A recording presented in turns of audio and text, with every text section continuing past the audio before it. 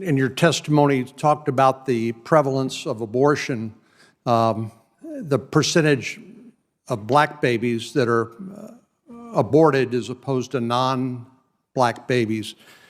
I think you said 3 or 4 times more black babies than non-black babies are aborted. You also talk about systemic racism. Do you see any systemic racism associated with the prevalence of abortion for black babies as opposed to non-black babies?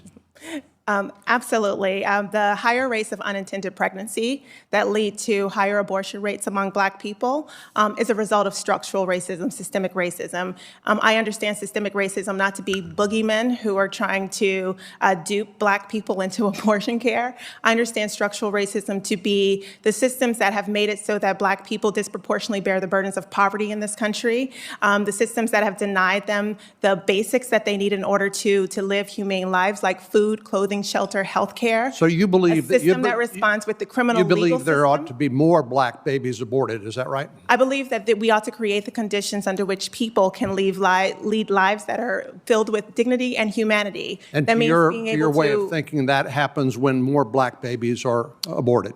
I believe, I love Black people with the capacity for pregnancy. I think they have agency, they have intelligence, they know what is best for themselves, and I would love to create the conditions under which they can live lives that are filled with dignity and humanity. And do you think a baby that is delivered alive has value?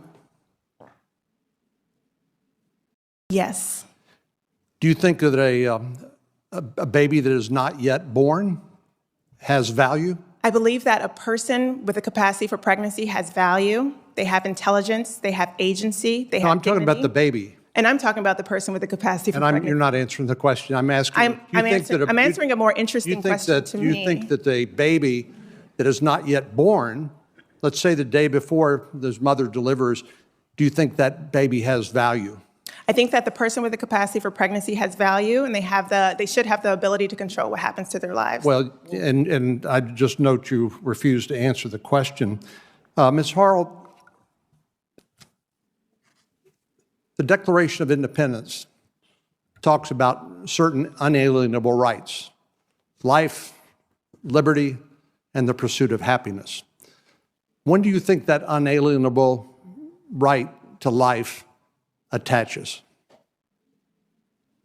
Thank you. Yes, life is a human right. And when I answered Senator Booker's question earlier that I think our laws should protect all human life, I think I was focusing on the heart part, and I didn't mean to suggest that it's a matter of congressional authority to enact the law that you described.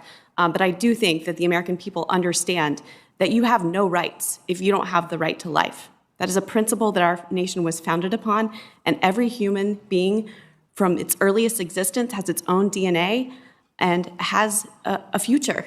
If we don't extinguish it, has a future, and that is a human right. It is the values and mores, as Senator Cruz was speaking of, that goes back to the founding of our nation, even at common law, and all the way up until 1973, when those life-affirming laws in 46 states were turned on their heads by the Supreme Court. So I believe that's what the American people believe.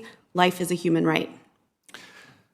Governor Stratton, as I listen to your testimony, it seems to me that you're advocating for abortion at any time, for any reason, at any point during a woman's pregnancy. Is that correct? What I'm advocating for is for everyone to have the right to determine what's best for their life, their body, and their future. At any time, at any point in the pregnancy. Is that correct? I'm advocating for everyone to have the right to make the personal decision about what's best for their life, their body, and their future. Everyone should have that right. Do you not understand my question? My question is, are you advocating that there's a right to abortion at any time, for any reason, at any point during a pregnancy?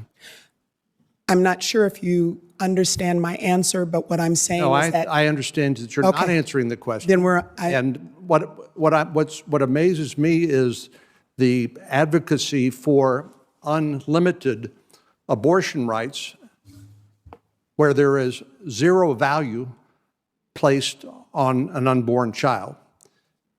I think Senator Cruz pointed out, obviously, abortion is a very emotional and divisive issue in our society. One reason why we haven't had conversations like this is because the Supreme Court has said you can't talk about it because it's out of bounds. It's in the Constitution, as opposed to it being decided in a forum, a legislative forum like the states. But what I don't understand is the argument that a unborn child has zero value the day before it's delivered, but then has value the day after it's born. Ms. Matzke, can you help explain that? Thank you so much, Senator. Yes, I actually can. As a matter of fact, here in California, there's a law that's about to be passed called AB 2223. And this law basically will allow, as a woman is in the midst of a chemical abortion and she delivers a baby alive on the floor at any stage of pregnancy or in a hospital, that baby, if this law is passed, has the ability to be born alive and left to die. No matter what, a baby in the womb or outside of the womb has value. And we are not just talking about the value of a life in the womb right now. We are also talking about the value of a life in California after it is born and allowing it to die up to 28 days after birth. Thank you.